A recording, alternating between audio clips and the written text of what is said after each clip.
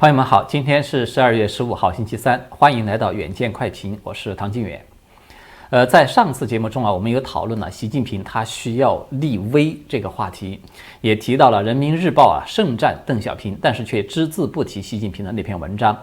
当时呢，由于是时间关系嘛，没有和大家来细说，结果呢，相关事态呢就在持续的发酵了。习派人马呢，立即也在人民日报和求是杂志上还以颜色刊文反击了，一时间呢是你来我往，打得火星四溅，异常的激烈。那么今天呢，我们就先来聊一聊这一波党内的激斗，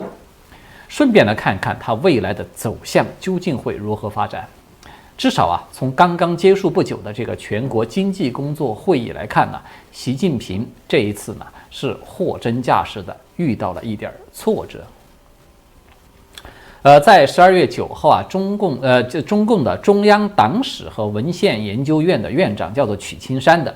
他在人民日报的第9版理论版呢就有发表了一篇题为《改革开放是中国共产党一次伟大觉醒》的文章，全文呢近4000字。盛赞改革开放路线，有9次提到了邓小平，江湖二人呢也各提到了1次，偏偏呢就是对习近平只字不提。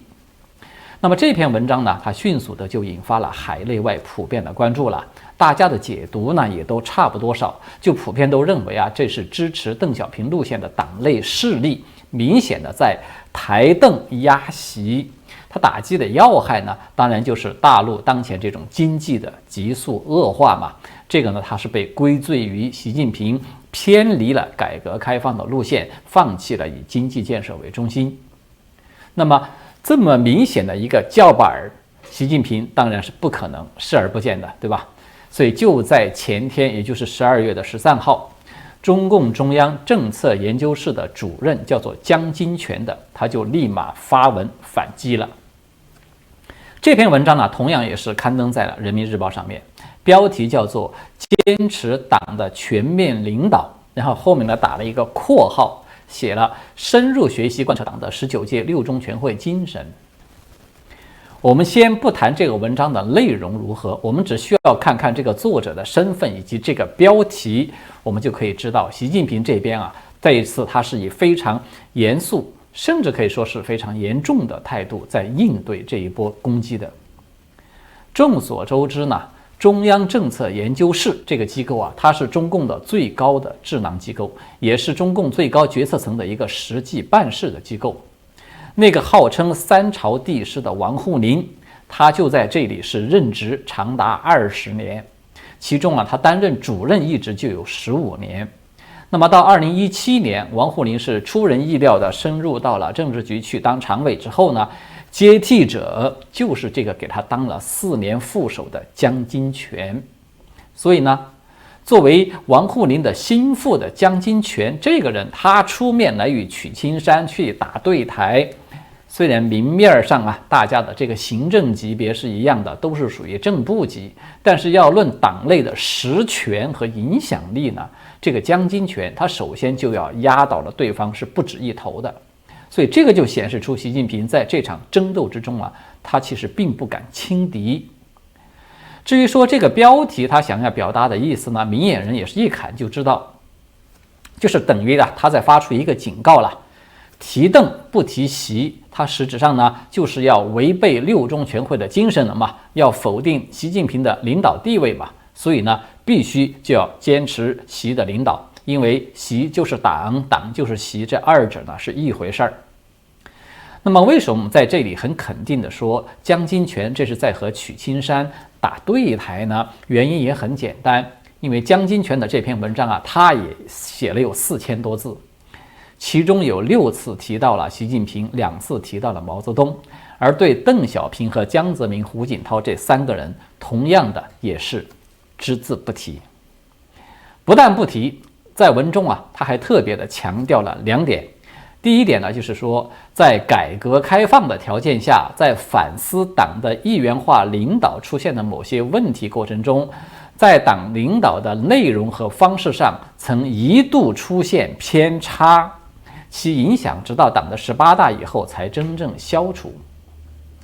第二点呢，就是说也是改革开放以后出现了7个有之的问题，严重冲击到了党的全面领导。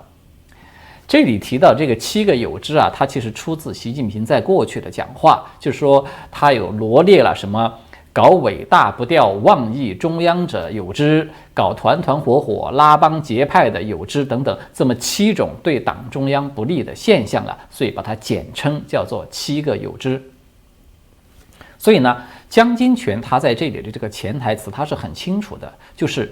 指责是邓小平路线出现了偏差，才导致了江泽民垂帘听政，以及周永康啊、薄熙来等人还谋划政变等等这些乱局的发生。而这些乱局乱象啊，它都与改革开放的负面作用是密切相关的。那么到了昨天呢，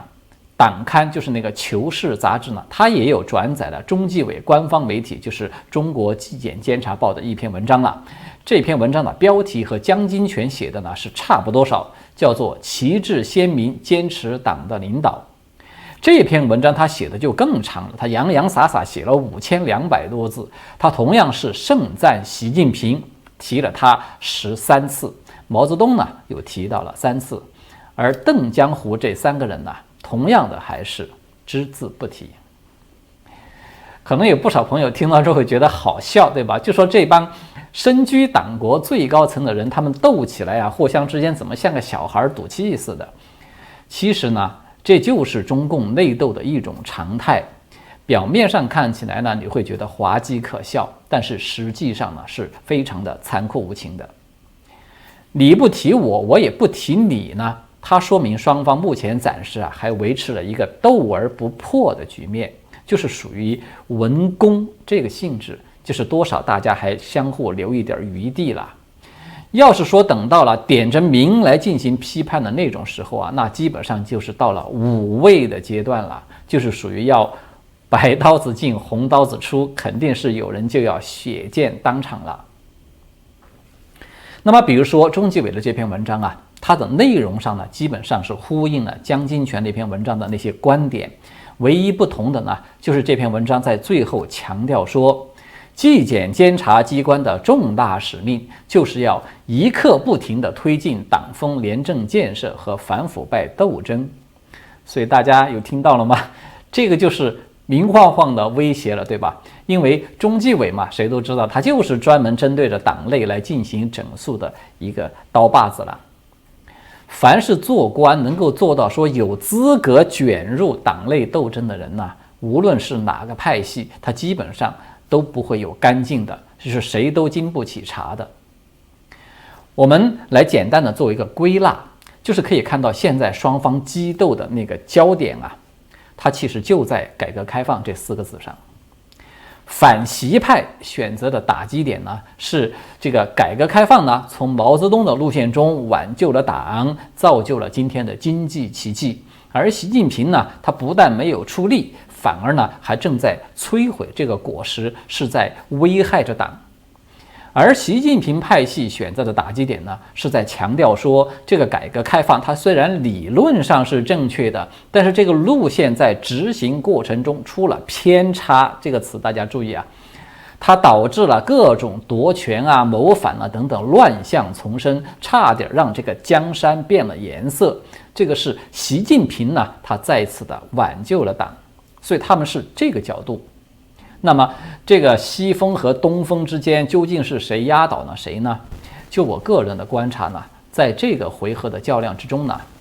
掌控了文宣大权的习近平呢，他在面子上应该是占了上风的，但是呢，他在里子上是遭遇了挫折。我们为什么这么说呢？这个答案呢，它其实就在中共刚刚结束不久的中央经济工作会议之中。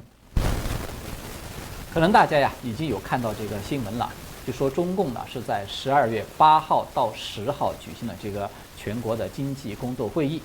在会议后呢又发表了接近5000字的新闻通稿，那么就强调说明年的经济工作的重心呢就是稳字当头，稳中求进这8个字。而根据统计呢，说这份通稿之中啊，它一共出现了25次稳字。可见当前这个经济形势的恶化，这种不稳的程度啊，它是远超一般大众的认知的，它已经让最高层是集体的都坐不住了。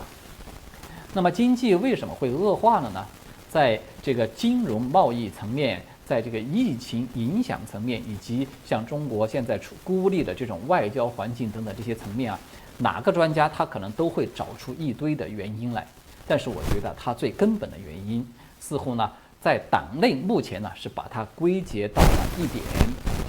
是因为习近平当局偏离了以经济建设为中心这条邓小平定下的基本路线造成的。所以这一次的经济工作会议它真正的重点并不完全在于那20几个稳字，那都是属于技术层面的问题。真正的重点它是在于这个新闻通稿再次提到了以经济建设为中心这句话。这句话它原话是这么说的，说必须坚持高质量发展，坚持以经济建设为中心，是党的基本路线的要求，全党都要聚精会神贯彻执行。在以前的节目中我们就有和朋友们有讨论分析过了，就说习近平近期他一系列的举动包括这一次的这个出台的历史决议，对吧？他已经在事实上是否定了邓小平以经济建设为中心的路线了，他转向了以党的建设为中心，或者说是转向了习近平常说的那个以伟大斗争为中心。那么这个转变它是使习近平抛弃了韬光养晦，他要公开的与美国去争夺世界的头把交椅，要重建国际新秩序所必然决定的。无论是对内他要去削平党内的那些山头，达成自己的终身执政，还是说对外他要武力攻台，要吞并南海，包括他要去联俄抗美，甚至要去联欧抗美，与美国去平分天下等等，所有这些雄图霸略的这种筹划，其实它全部都装在了伟大斗争这个框里面。而当这个中央经济工作会议突然重提以经济建设为中心是基本路线的时候我们就知道习近平的伟大斗争他得要暂时的先放一放了。我们之所以说他是重提是因为很多人可能都没有意识到，自2014年以来每年一次的这个中共经济工作会议中只有2014年和2018年这2次有提到了以经济建设为中心这个固定的表述，其他的年份全都没有提的。所以大家有看到吗？在当前这么一个习近平在全力的谋求连任，但是经济又出了问题的节骨眼上，中央的经济工作会议突然间来重提邓小平这个一个中心，它就只能说明习近平他在这个实在是难看的经济现实面前被迫的做了让步了。当前的这个经济现实究竟有多难看我们从这一次波及了像字节跳动快手等等各大新兴巨头的大范围的裁员潮，以及江浙等地都是最富裕的地区的这些减薪潮，我们已经可以管中窥豹了。那么在这方面很多媒体都有大量的报道，而在墙内的朋友们可能更是有无数的直观的体验我在这里就不啰嗦了。那么重提邓小平的一个中心，它必然会随之带来一个关键的问题。什么问题呢？我们都知道邓小平当年提出来的一个中心它只是前半句，对吧？后边还有一半句后边半句是叫做2个基本点，合起来就是一个中心2个基本点，才是完整的邓小平所提的那个路线。那么在本次经济工作会议，它既然重提了前半句，它为什么不连后半句一起来提呢？在我看来这就是我们刚才提到的这一轮内斗的焦点所在。因为稍有了解的人都知道，这个2个基本点它就是指一个是要坚持4项基本原则，另外一个就是指要坚持改革开放。对于前者啊，我想无论是你习派、邓派还是毛派，可能都不会有什么意义了，因为这就是说嘛，要确保红色江山不变色，哪一派都是这一点是他们是不会动的。而对于后者呢，我们看到恰恰它就是从这个历史决议出台以来啊，双方在反复争夺的一个制高点。从习近平那个10个坚持他不提改革开放，到我们看到现在曲青山他把这个改革开放呢放在自己文章的大标题上，再到这个习派人马反驳说这个改革开放呢造成了种种的乱象、种种的偏差，对吧？他全部都在围绕着这点在做文章的。所以呢，这个经济工作会议重提了1个中心，却没有提到这个2个基本点，这个说明习近平啊，他只是相当于后退了半步，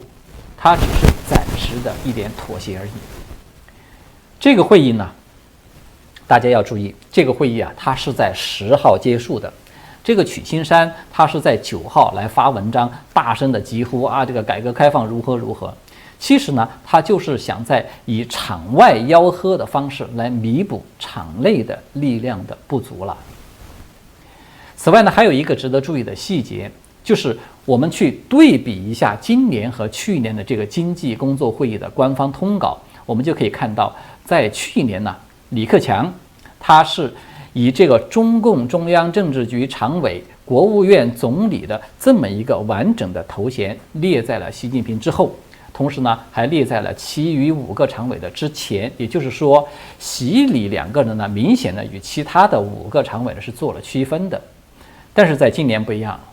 今年呢，李克强他是仅只以中共中央政治局常委这么一个头衔出现，这个总理的头衔呢就没了。李克强呢与其他5个常委呢没有任何的区分，一并排在了习近平的后面。所以这个李克强的泯然众常委，它说明什么呢？它只能说明政治局常委会中呢，它依然是一尊独大的这么一个格局了。习近平的权力和地位呢，并没有受到实质性的影响。在前天晚上啊，南华早报香港的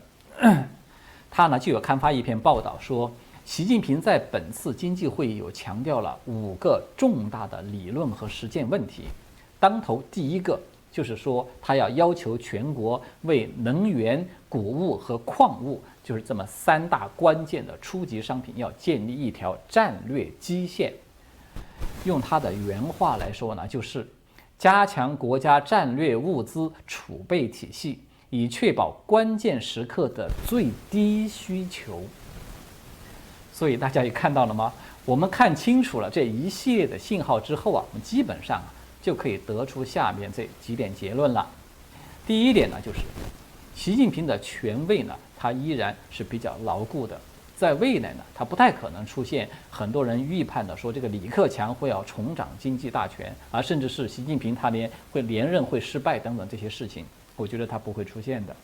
第二呢，就是习近平呢，他迫于当前的这种经济恶化的形势，他可能会适当的减速，就是说减轻一部分他自己那个七伤拳式的折腾的力度，但是呢，它仅限于一种调整的范畴，它是不会刹车的。这个总的加速的趋势它是不会变的，它只不过是油门稍微放松一点而已。第三一点，整个中国呢，它将会继续在沿着那个自力更生、艰苦奋斗以及备战备荒为人民的那条轨道上面去开进。所以呢，但凡还有一点想法想要跳车逃生的朋友啊，在这个大陆彻底的进入到内循环之前，可能呢就只剩下最后的这么一点窗口期了。也就是说，一旦明年习近平连任成功，整个政治局的人事换血完成以后，将无人可以阻止他去做任何事情。好的，在最后的时间呢，我们再来简单的说一说最新的有关大陆时局的一个动向，就是呢，习近平他在中国文学艺术界联合会第11次的全国代表大会以及中国作家协会第10次全国代表大会的开幕式上，去发表了一个讲话。习近平这个讲话呢，用党媒最喜欢的那种语句调式来概括的话，就是习近平呢，他为下一个100年大梦的红色文艺文化路线呢，去指明了方向了。什么方向呢？我们要简单一点说，就是他为文艺工作者呢画下了一根红线，无论是文学还是艺术，一概都要信党。在这个2016年，就是差不多5年前吧，习近平啊，他也有出席过这个文联和作协在上一届的那个大会，并且呢，也有发表讲话。那一次的讲话呢，习近平的重点呢，他是在要求文艺界啊，你们要拿出文化自信，到国际社会上去争夺这种文化领域的话语权。他甚至啊，还提到了一个要坚持百花齐放，要百家争鸣等等。那么我们来对比一下呢，就可以看到这一次他的讲话基调啊是明显的不同的。这一次习近平他是反复在批驳了文艺界的种种的不良倾向，比如说像什么低俗啊、光怪陆离，这个沾染了铜臭气，当这个市场的奴隶，对人民去进行调侃和丑化等等。不仅如此啊，还有一些，比如说是什么无底线的放纵、博眼球的娱乐、不知止的欲望，以及拜金主义、享乐主义、个人主义盛行等等，都是被他一一的点名批判的。那么这可以说就是属于破这个范畴了，对吧？那么既然破了，要去如何立呢？习近平他是有提出了5点希望，要求啊大家要摒弃这种畸形的审美，要眼纳千江水，胸骑100万兵，要为人民服务，要为第2个100年的中国梦去提供价值引导力和精神推动力。这个对中共党史稍微有点了解的人呢，可能听起来就会感觉到有一点熟悉感了。为什么呢？因为他这个基调啊，比毛泽东在1942年的那个延安文艺座谈会上的讲话，基本上可以说是对接的。毛泽东当年呢，他也是在重点批判了文艺界的这个叫做小资产阶级情调和自由主义，也是要求这些文艺呢是要为工农大众去服务的。我们可以看到二者的差别呢，就是说，只是习近平他没有把他痛批的这一系列的不良现象，用一个资产阶级腐朽情调的名词来进行一个概括而已。那么毛泽东当年啊，他对文艺界进行整风，他实际上呢是为他政治上的那次延安整风服务的，同时呢，他也拉开了为毛泽东自己去造神的这么一个序幕。现在习近平呢，他是照猫画虎，对着文艺界来整风，他同样是脱离不了以文艺整风之名行路线斗争之实的这么一个模式了。这个是中共的独家特色，习近平他是不可能例外的。所以呢，在我看来啊，这一系列的这些光怪陆离、放纵低俗和畸形审美等等，是破坏了根红苗正红色文艺的这个罪责。就是这笔账啊，它大概率是要被算到这个改革开放以来价值引导出了问题、出了偏差的头上。换句话说，它被算到这个邓江湖路线出了偏差的他的头上去。也就是说呢，这场激斗的这个战场，我们看到它还在继续扩大之中，已经到了文艺界了。如果说在未来出现了很有分量的一些文艺界的大腕儿，被称作是劣迹艺人，把它抛出来游街示众的话，大家千万不要觉得惊讶。我们开个玩笑啊，就如果说要用文革时期的那个语言来讲的话，这个是属于要打击邓江湖文艺黑线所必须使用的武器了。